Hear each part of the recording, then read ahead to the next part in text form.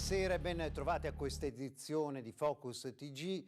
Dopo l'acqua granda è il momento di iniziare a capire come arginare anche i danni oltre che l'acqua e soprattutto come arginare le enormi spese che migliaia di veneziani, di abitanti della laguna hanno dovuto fronteggiare. Basti pensare agli abitanti di Pellestrina in particolare. Ebbene, Brugnaro ha dato alcune istruzioni per l'uso.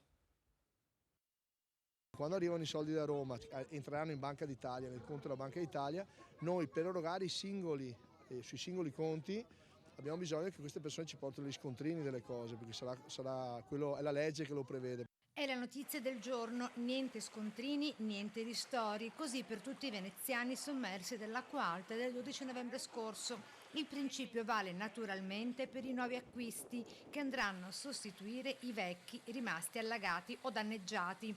Le ricevute di pagamento dovranno essere presentate sia dai privati che dalle aziende. Quando viene approvato il costo e viene finanziato, ti viene dato il corrispettivo sulla base appunto dello scontrino che porti del riacquisto del bene.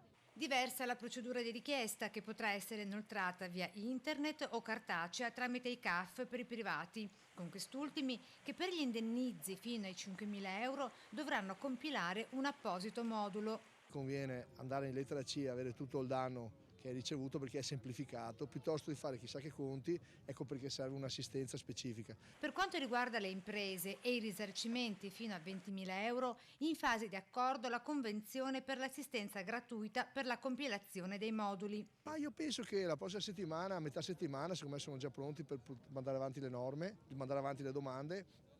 30 giorni il governo, perché c'è scritto nell'incarico di commissario, rispetteremo quei tempi, entro quei tempi là, e io penso che 2 mesi dovrebbero avere i soldi contanti.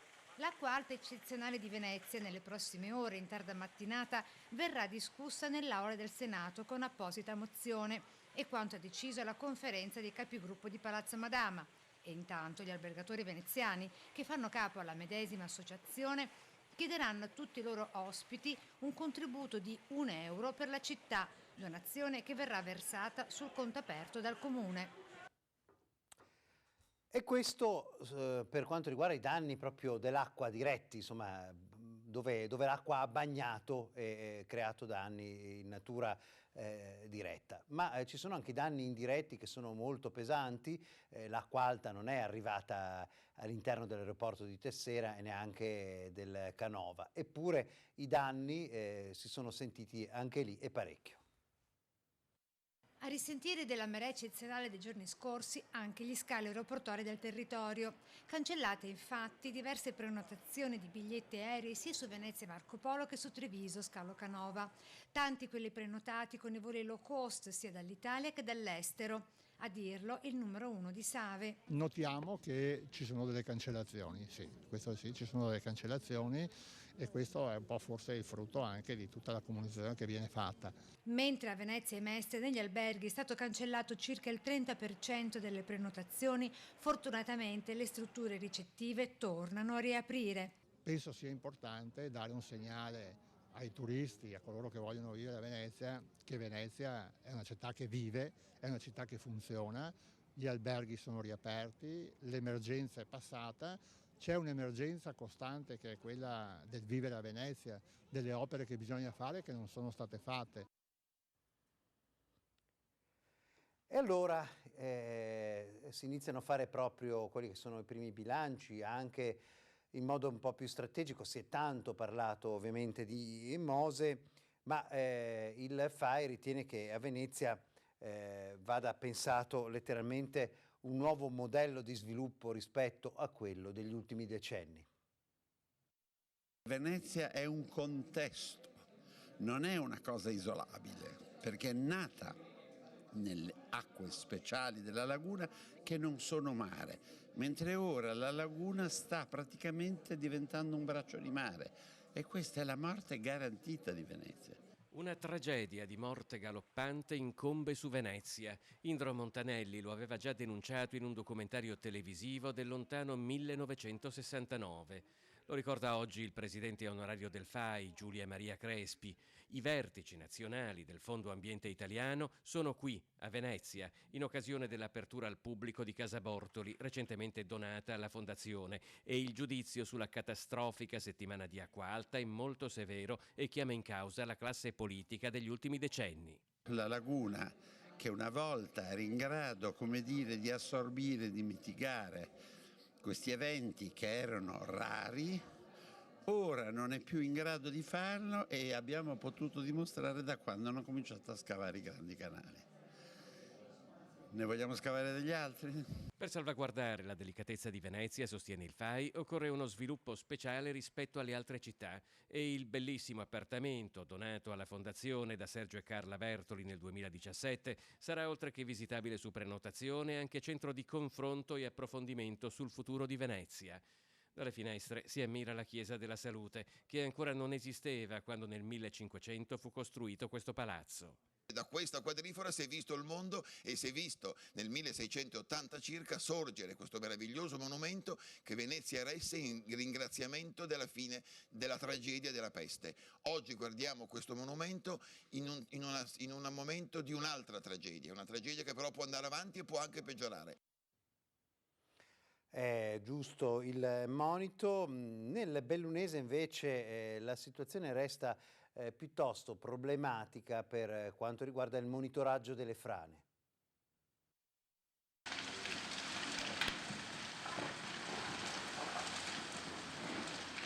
Si lavora a ritmo sostenuto approfittando dei brevi sprazzi di sereno che di tanto in tanto si fanno spazio nel cielo plumbeo che avvolge da giorni tutta la provincia di Belluno. A Schiucazzi il lavoro delle macchine operatrici si è spostato a Monte del Versante in frana. È da lì sopra, come gli abitanti del borgo richiedevano, che si deve scaricare il peso della frana che minaccia la frazione.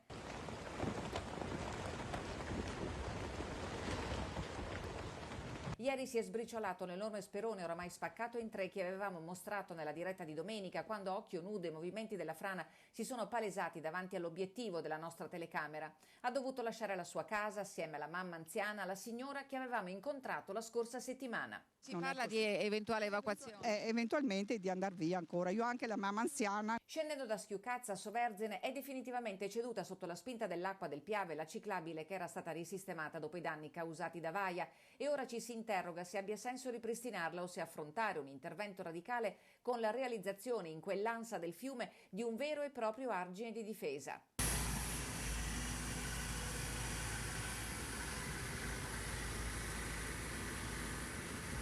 A Donta, risalendo verso la 251 della Val Zoldana, i lavori per liberare la strada della frana procedono a ritmo serrato. Le ruspe raccolgono i detriti smossi da un ragno che opera in bilico sul pendio. A quei lavoratori altamente specializzati va il plauso dei cittadini che li osservano con il fiato in gola. Sanno quello che fanno, ci dicono, auspicando che nessuno si sogni di intralciare quella professionalità.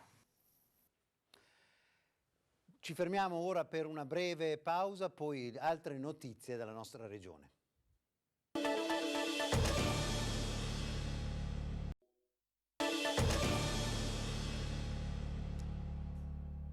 Il padrino è un termine usato molto spesso a sproposito nei servizi televisivi. In questo caso, visto che si parla di un signore che si chiama Matteo Messina Denaro, il titolo invece è ai noi corretto.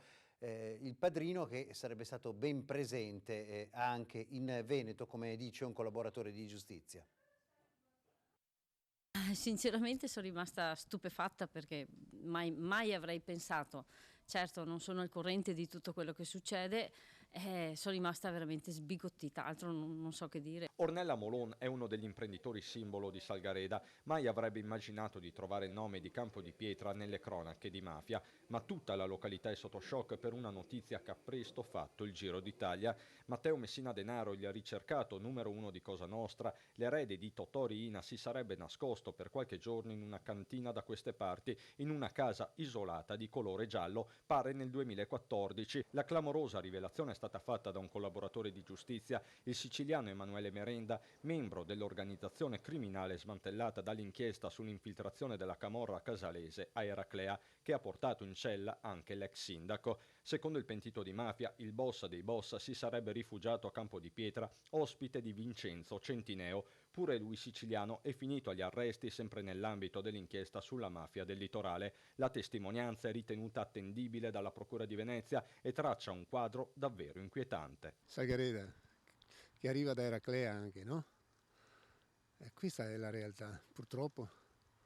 Non pensavamo arrivare a tanto. Non si pensa mai su un paesetto così di trovare, di sentire queste notizie per il giornale. Guardando l'esempio di Eraclea sicuramente qualcosa c'è. È una notizia che lascia un po' esterrefatti, perché comunque nel territorio non pensavamo che anche qui si sentono questo tipo di notizie, insomma. Però siamo aperti a tutto ormai, c'è di tutto di conseguenza. Un uomo in bicicletta travolto da un grosso camion e per lui purtroppo non c'è stato nulla da fare, Fesso d'Artico. La bici incastrata sotto le ruote del camion, qualche metro prima sparse sull'asfalto alcune mele. Sono i fotogrammi della tragedia che si è consumata questa mattina intorno alle 11:30 in pieno centro a Fesso d'Artico. Sergio Cassandro, 62 anni, ne avrebbe compiuti 63 il prossimo 26 dicembre, era in sella alla sua bicicletta, la borsa della spesa appesa al manubrio. Stava percorrendo via Riviera del Brenta in direzione Dolo quando da una prima ricostruzione della polizia locale sarebbe stato agganciato da un camion austriaco che procedeva nello stesso senso di marcia e trascinato per alcuni metri. A terra resta la scia di sangue, poco più in là il corpo senza vita di Cassandro. Immediato l'arrivo dei sanitari del SUEM che hanno tentato di rianimarlo, ma le ferite riportate erano troppo gravi, l'uomo è deceduto poco dopo. La drammatica scena si è consumata davanti agli occhi scioccati di passanti e commercianti. Sconvolta la comunità fiassese, Cassandro era molto conosciuto in paese, ci racconta il sindaco Andrea Martellato. L'incidente ha avuto forti ripercussioni sulla viabilità, con traffico a senso alternato e lunghe code in entrambe le direzioni. Un teatro Goldoni a Venezia gremito all'inverosimile per un dibattito moderato dal direttore Luigi Bacialli proprio per il sì o il no al distacco di Mestre da Venezia. Teatro Goldoni di Venezia gremito ieri sera per il dibattito sul referendum del 1° dicembre, moderato dal direttore delle reti Media Nord-Est Luigi Bacialli. 600 tra veneziani e mestrini in platea, sui palchi e fin sul loggione si sono confrontati partecipi come mai prima d'ora sulla separazione di Venezia da Mestre, auspicata dal comitato promotore del sì e osteggiata dai sostenitori del no, che vogliono mantenere l'unione tra i due comuni. Un vero e proprio scontro tra i 4 relatori sul palco, Marco Sitrane e Deborah Esposti per il sì, Giorgio Dodi e Roberto Marangio per il no, con numerosi interventi dalla platea. Il dibattito è stato preceduto dallo scrittore Antonio Scurati, che ha letto un brano di un suo libro profetico pubblicato 10 anni fa, La seconda mezzanotte. Racconta di una Venezia sommersa da un'onda di mare che non trova più le balene, non trova più le difese naturali a proteggerla e che ridotta in rovina viene poi venduta ai cinesi che ne fanno una specie di Disneyland così estrema del terzo millennio. E purtroppo questo romanzo scritto 10 anni fa che apparteneva alla fantascienza purtroppo oggi appartiene alla cronaca. È la 5ª volta che si vota per separare amministrativamente Venezia e Mestre senza che il sì alla separazione abbia mai avuto la meglio. 40 anni fa il primo referendum. Oggi si dovrà superare il quorum del 50% più 1 perché la consultazione sia valida. Vivace e a volte aspro ma civile il dibattito, con molti interventi e domande dal pubblico per il sì o per il no. Non è costruendo un muro attorno alla città che si risolvono, perché nessuno dei problemi che grava su Venezia, turismo, ambiente, Mose, porto, e tutto quanto, non trova soluzione in una rappresentanza nuova che è quella del piccolo comune. La vera domanda dirimente per il sì e per il no è quale strada le due parti intendono percorrere per ottenere l'autonomia, in quali tempi e a quale costo. Dominante il tema del Mose, che ancora non funziona a pochi giorni dal trauma dell'acqua alta eccezionale di 1,87 m. E non è finita qui. Tra pochi giorni si replicherà lo scontro a Mestre. E a proposito di autonomia, di lunedì di San Marco, di Gonfalone, di bandiera della regione. La vicenda della bandiera non fatta entrare allo Stadio Euganeo di Padova non è finita. Il consigliere leghista Boron ha mandato al questore di Padova una bandiera proprio in segno di provocazione e il questore ha risposto. Sono contento che c'è stato un consigliere che ha offerto quella bandiera a me, ma io se lo facesse lo farei con molto piacere, con molta attenzione, perché questa è una terra dove mi trovo bene. Il questore di Padova Paolo Fassari ringrazia il consigliere leghista Fabrizio Boron per avergli inviato il gonfalone di San Marco. Allo stesso tempo però il questore torna sull'episodio incriminato, ovvero la bandiera veneta vietata all'interno dello Stadio Euganeo durante la partita tra Padova e Sud Tirol, e spiega. Quella bandiera non è entrata allo stadio perché era una bandiera del Veneto, quella bandiera non è entrata allo stadio e non sequestrata perché non aveva seguito le normali procedure che sono previste. Quello che mi dispiace è che si sia detto che il giudizio è a prioristico e per sempre. Non è così, perché la procedura prevede una comunicazione e un'approvazione, quindi nessun giudizio a priori, nessuno ha mai detto questa non entra qua. Desidero che tutto venga fatto attraverso una procedura. Poi è chiaro, e mi dispiace che enunciato questo tipo di principio ci siano state delle osservazioni, ci siano state delle manifestazioni di dissenso originarie da chi rappresenta istituzioni locali che tengono particolarmente al radicamento, all'autonomia. Quanto accaduto con la bandiera del Veneto dunque non deve essere strumentalizzato politicamente, puntualizza il questore, spiegando come mai prima della settimana scorsa non era mai stato negato l'ingresso del vessillo di San Marco. Devo dire che ci sono tante cose dalle quali noi cerchiamo di partire da un anno zero. Io ricordo, non a voi ma a me stesso, che in questo stadio insieme all'amministrazione comunale ci siamo accorti che alcune cose andavano migliorate e sono state migliorate. Alludo per esempio al miglioramento delle qualità della videosorveglianza. Non c'è stata nessuna mancanza di rispetto o intento di mortificare una territorialità, ha ribadito poi il questore, ma le procedure vanno rispettate. Nel caso di bandiere non italiane o delle squadre in campo, la normativa prevede che prima di esporle debba essere fatta una richiesta specifica al GOS, il gruppo operativo sicurezza responsabile degli accessi negli stadi. Dunque domenica prossima si potranno esporre e forse ci saranno anche molti striscioni in solidarietà a Venezia, ma tutti dovranno essere opportunamente segnalati. La bandiera è un simbolo, un altro simbolo è la corona d'alloro, che è un simbolo di rispetto per i caduti sui monumenti. Le si mettono spesso, non so, il 25 aprile, il 2 giugno, il giorno della festa delle Forze Armate e così via. Dopo pochi giorni dalla festa delle Forze Armate invece la la corona di alloro del Tempio Ossario di Bassano era scomparsa. Ne abbiamo ricostruito, perché l'abbiamo conosciuta anche noi, la storia è piuttosto singolare. In molti ci hanno chiesto che fine ha fatto la corona di alloro per i caduti messa al Tempio Ossario e poi tolta dopo pochi giorni. Si temeva fosse stata rimossa come atto di vandalismo, ma per fortuna non è stato così. Alcuni comuni italiani hanno l'abitudine, tra cui quello di Bassano, di fare una sorta di servizio a breve termine. Le corone vengono acquistate, ma la corona di alloro dopo un po' viene rimossa per evitare che si ammalori. In realtà, chiedendo a professionisti del settore, una corona di alloro durerebbe molte settimane, ma i contratti spesso chiedono la rimozione dopo 2.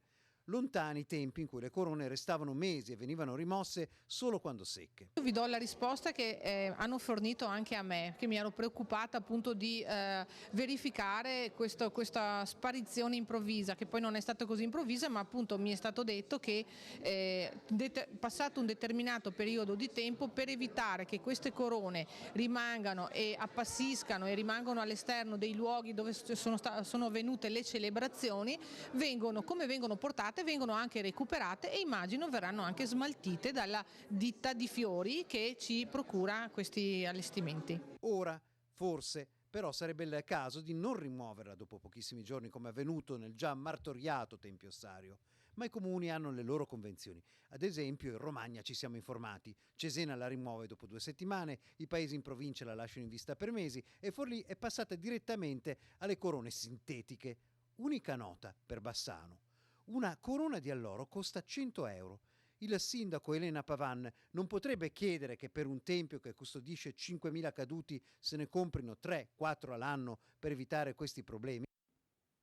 Noi ci fermiamo per una breve pausa, poi altre notizie dal territorio.